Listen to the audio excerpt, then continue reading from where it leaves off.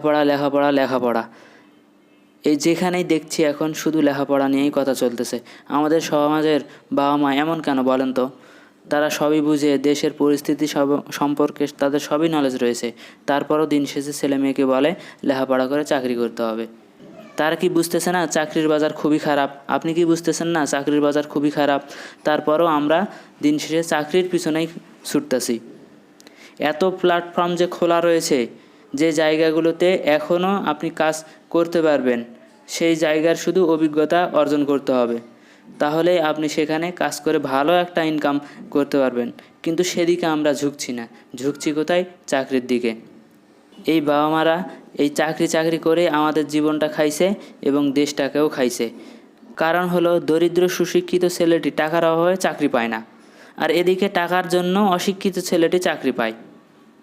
যে বাবা ছেলের জন্য 20 লাখ টাকা ইনভেস্ট করতে পারবে, সে বিজনেস করবে না, করবে কি? চাকরি। তাহলে আপনারাই বলেন, ঘুষটা আমি খাবো না সে খাবে?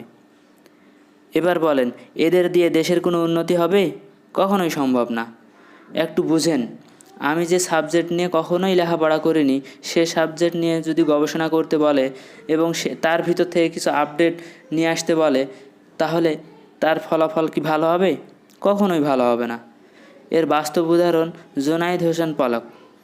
তিনি হলেন ল এর স্টুডেন্ট, তাকে দিয়েছে তথ্য ও যোগাযোগ প্রযুক্তির মন্ত্রীর পদ। হে তো কখন কি কয় তারই তো ঠিক নাই, নিজেই দেখুন। আমরা ইন্টারনেট বন্ধ করিনি, ইন্টারনেট বন্ধ হয়ে গেছে। আমরা ইন্টারনেট বন্ধ করতে বাধ্য হই। আমরা ইন্টারনেট বন্ধ করিনি, ইন্টারনেট বন্ধ হয়ে গেছে। আমরা ইন্টারনেট বন্ধ করতে বাধ্য হই। আমরা এমন এক দেশে বসবাস করি যে দেশের সুশিক্ষিত ছেলেরা রাস্তায় রাস্তায় ঘুরে আর বেকারত্বের সংখ্যা বাড়ে। একটা ভিডিও ভাইরাল হয়েছিল, দেখেছেন কি না আমি জানি না। একজন শিক্ষক বলেছিল, আমার ক্লাসের লাস্ট বেঞ্চার এখন অনেক বড় বিজনেসম্যান আর ফার্স্ট বেঞ্চার পাগল।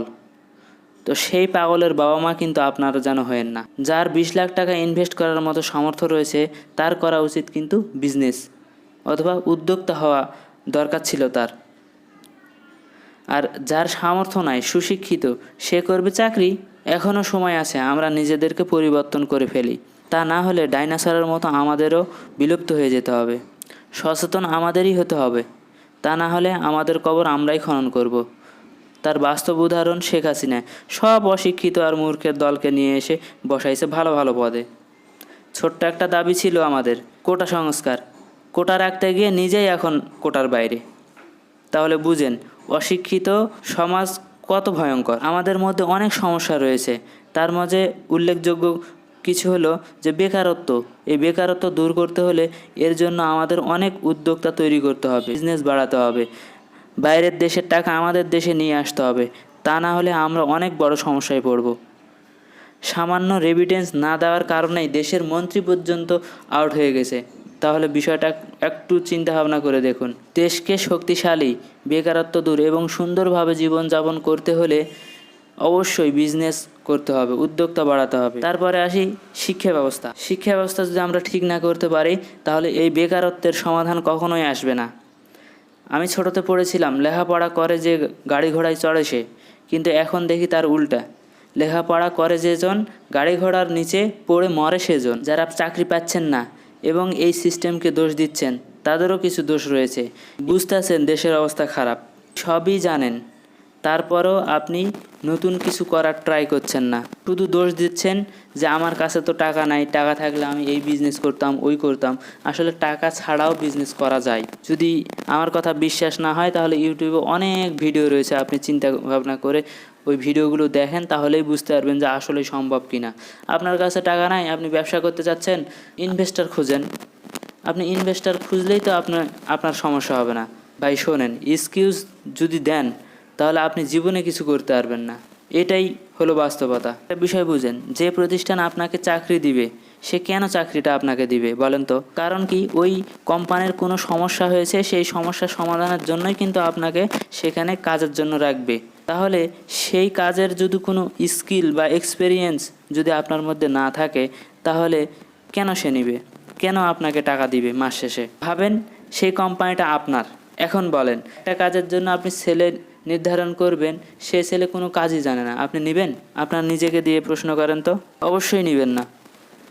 তাহলে আমরা শুধু করছি কি, লেখাপড়া করছি, কিন্তু লেখাপড়ার বাইরে এই বাস্তব নলেজ কেউ অর্জন করছি না, কারণ বাস্তবতা অনেক কঠিন। এই লেখাপড়ার বাইরে আমাদেরকে আসতে হবে। আমরা একটা ছোটোতে কবিতা পড়েছিলাম, থাকবো না আর বদ্ধ ঘরে, দেখবো এবার জগৎটাকে, কেমন করে ঘুরছে মানুষ ঘূর্ণিপাকের যুগান্তরে। তো এই বইয়ের মধ্যে খালি ঢুকে থাকলে হবে না, বইয়ের বাইরেও আসতে হবে, এই জগৎটাকে দেখতে হবে, বুঝতে হবে। যারা এই সিস্টেমের দোষ দেয় তারা আসলে বই পাগল না, বউ পাগল। এই সারা দিন মেয়ের পেছনে ঘুরঘুর করে আর একটা সার্টিফিকেট নিয়ে দৌড়ে চলে আসে চাকরি করতে। তার মানে কি, আসলে আমরা এক্সকিউজ দিতে ভালোবাসি, আসলে পরিশ্রম করতে ভালোবাসি না। পরিশ্রম করেন, দেখেন ফল অবশ্যই পাবেন। তো ভিডিওটি আজকের মতো এখানেই শেষ করছি। যদি কোনো কথা ভুল বলে থাকি অবশ্যই ক্ষমার দৃষ্টিতে দেখবেন, এবং সামনে ভালো কোনো ভিডিও পেতে চাইলে চ্যানেলটি সাবস্ক্রাইব করুন, লাইক দিন।